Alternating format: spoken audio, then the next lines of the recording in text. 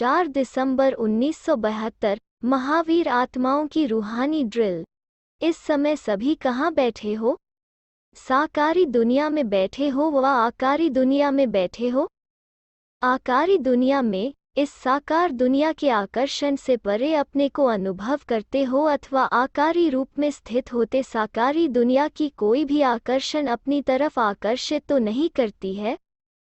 साकारी दुनिया के भिन्न भिन्न प्रकार के आकर्षण से 1 सेकंड में अपने को न्यारा और बाप का प्यारा बना सकते हो। कर्म करते हुए कर्म बंधनों से परे बंधन युक्त से बंधन मुक्त स्थिति अनुभव करते हो।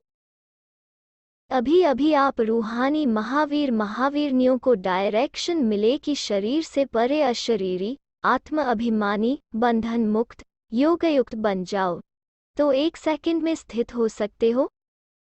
जैसे हठयोगी अपने श्वास को जितना समय चाहे उतना समय रोक सकते हैं।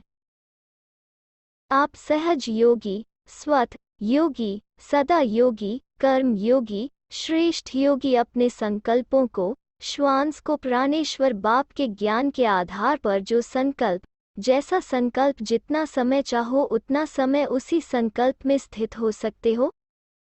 अभी अभी शुद्ध संकल्प में रमन करना, अभी अभी एक संकल्प में स्थित होना, यह प्रैक्टिस सहज कर सकते हो। जैसे स्थूल में चलते चलते अपने को जहाँ चाहे रोक सकते हो। अचल अडोल स्थिति का जो गायन है वो किन्हों का है? तुम महावीरनिया श्रीमत पर चलने वाले श्रेष्ठ आत्माएं होना। श्रीमत के सिवाय और सभी मतें समाप्त हो गई ना। कोई और मत वार तो नहीं करती, मनमत भी वार न करे। शास्त्रवादियों की मतें, गुरुओं की मत, कलियुगी संबंधियों की मत, यह तो समाप्त हो गई। लेकिन मनमत अर्थात अपनी अल्पज्ञ आत्मा के संस्कारों के अनुसार संकल्प उत्पन्न होता है और उस संकल्प को वाणी व कर्म तक भी लाते हैं, तो उसको क्या कहेंगे? इसको श्रीमत कहेंगे। व व्यर्थ संकल्पों की उत्पत्ति को श्रीमत कहेंगे। तो श्रीमत पर चलने वाले एक संकल्प भी मनमत व आत्माओं के मत अर्थात परमत पर नहीं कर सकते। स्थिति की स्पीड तेज न होने कारण कुछ न कुछ श्रीमत में मनमत व परमत मिक्स होती है। जैसे स्थूल कार चलाते हो, पेट्रोल के अंदर अगर जरा भी कुछ किचड़ा मिक्स हो जाता, रिफाइन नहीं होता है तो स्पीड नहीं पकड़ेगी। ऐसे ही यहाँ भी स्पीड नहीं बढ़ती। चेक करो व कराओ कि कहीं मिक्स तो नहीं है। यह मिक्स फिक्स होने नहीं देती, डगमग होती रहती है। श्रेष्ठ आत्माएं, पद्म भाग्यशाली आत्माएं एक कदम भी पद्मों की कमाई के बिना नहीं गंवाते हैं। रूहानी ड्रिल आती है ना। अभी अभी निराकारी, अभी अभी आकारी, अभी अभी साकारी कर्मयोगी। देरी नहीं लगनी चाहिए। जैसे साकार रूप अपना है वैसे ही निराकारी आकारी रूप भी अपना ही है ना। अपनी चीज को अपनाना, उसमें देरी क्या? पराई चीज को अपनाने में कुछ समय लगेगा, सोच चलेगा, लेकिन यह तो अपना ही असली स्वरूप है। जैसे स्थूल चोले को कर्तव्य के प्रमाण धारण करते हो और उतार देते हो, वैसे ही इस साकार देह रूपी चोले को कर्तव्य के प्रमाण धारण किया और न्यारा हुआ। लेकिन जैसे स्थूल वस्त्र भी अगर टाइट होते हैं तो सहज उतरते नहीं हैं, ऐसे ही अगर आत्मा का यह देह रूपी वस्त्र देह के, दुनिया के, माया के आकर्षण में टाइट अर्थात खिंचा हुआ है तो सरल उतरेगा नहीं अर्थात सहज न्यारा नहीं बन सकेंगे। समय लग जाता है, थकावट होती है। कोई भी कार्य जब संभव नहीं होता है तो थकावट व परेशानी हो ही जाती है। परेशानी कभी एक ठिकाने टिकने नहीं देती। तो यह भक्ति का भटकना क्यों शुरू हुआ? जब आत्मा इस शरीर रूपी चोले को धारण करने और न्यारे होने में असमर्थ हो गई, यह देह का भान अपने तरफ खींच गया, तब परेशान होकर भटकना शुरू किया।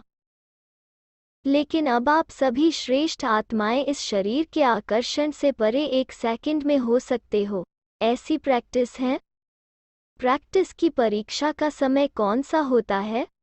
जब कर्मभोग का जोर होता है, कर्मेंद्रियां बिल्कुल कर्मभोग के वश अपने तरफ आकर्षण करें, जिसको कहा जाता है बहुत दर्द है। कहते हैं ना बहुत दर्द है, इसलिए थोड़ा भूल गई। लेकिन यह तो टग ऑफ वॉर, रस्साकसी का समय है।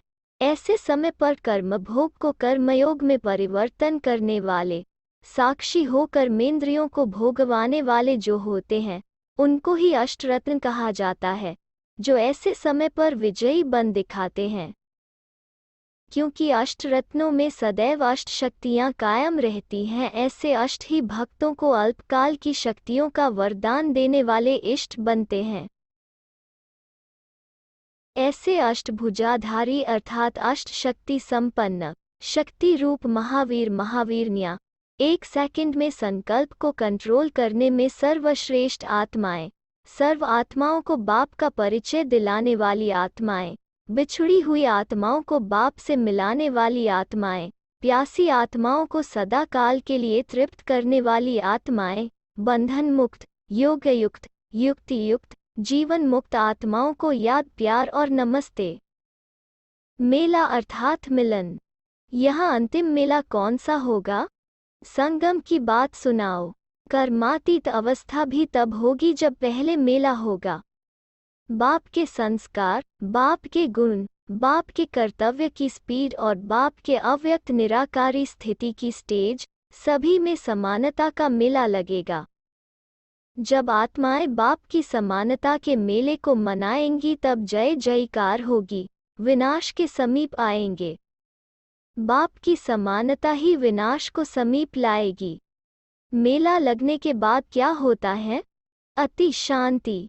तो आत्माएं भी मेला मनाएंगी, फिर वानप्रस्थ में चली जाएंगी। वानप्रस्थ कहो अथवा कर्मातीत कहो, लेकिन पहले यह मेला होगा। अच्छा।